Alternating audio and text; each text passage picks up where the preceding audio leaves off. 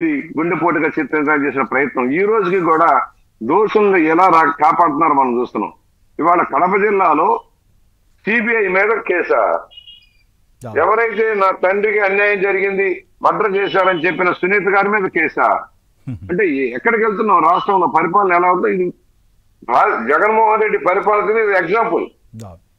హత్య చేసిన వాళ్ళని కాపాడుతూ దోషులను ఎవరైతే ఉన్నారో పట్టుకోవాలని చెప్పినది వాళ్ళ మీద కేసులు పెట్టే పరిస్థితి ఉందంటే రాష్ట్రంలో పరిస్థితి ఎలా ఉందో ఆలోచించండి.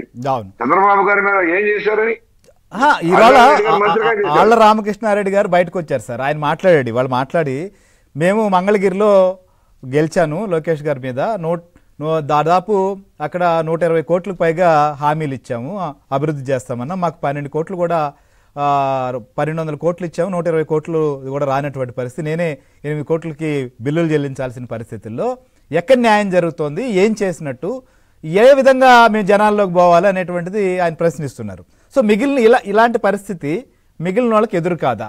మార్పులు చేసినంత మాత్రాన ఇవన్నీ కవర్ అవుతాయా?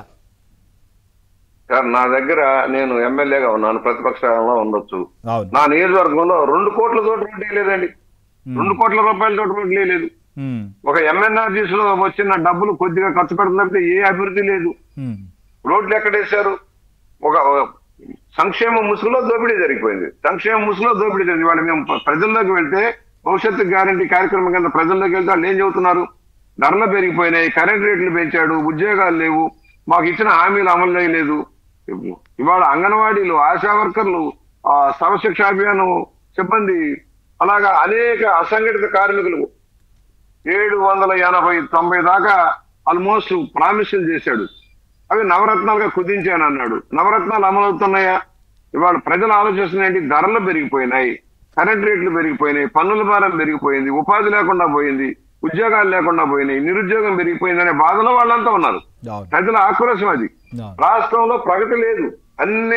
అన్ని రంగాలని నిర్వీర్యం చేశారు. విద్యా రంగం, వైద్య రంగం కానీ, పారిశ్రామిక రంగం కానీ అన్ని కుదేలైపోయినాయి. ఇవాళ సామాన్యుడి బ్రతుకు బుద్ధి అయిపోయింది. ఇవాళ కాంగ్రెస్ పార్టీ నుంచి వైఎస్ఆర్ పార్టీలోకి వచ్చారు వాళ్ళందరూ. ఇప్పుడు బొత్స సత్యనారాయణ గారు లాంటి వాళ్ళంతా కాంగ్రెస్ లో ఆ రోజున వైఎస్ఆర్ పార్టీ తిట్టిన వాళ్ళు మంత్రులు అయ్యారు వైఎస్ఆర్ పార్టీలో, అది వేరే విషయం. ఇవాళ వాళ్ళందరూ కూడా ఎప్పుడైతే ప్రభుత్వం మీద అపనమ్మకం కలిగి ఈ ప్రభుత్వం రాజు నిర్ణయంకి వచ్చారో దూకేస్తారు, అందరూ కూడా బయటకు దూకేస్తారు. ఒక ఆసరా కావాలి, తెలుగుదేశంలోకి రాలేరు, జనసేనలోకి రాలేరు, కొంతమంది వెళ్ళొచ్చు.